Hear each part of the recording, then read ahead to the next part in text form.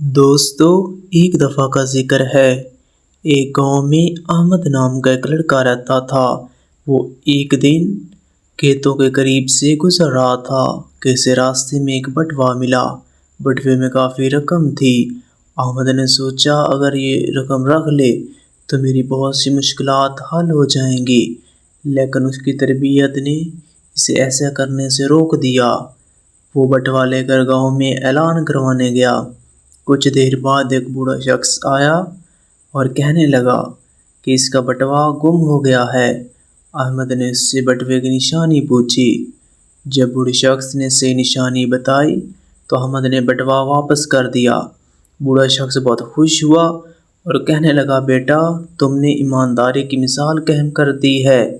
کچھ دن بعد اس شخص نے احمد کی تعلیم کا خرچ اٹھانے کا فیصلہ کیا۔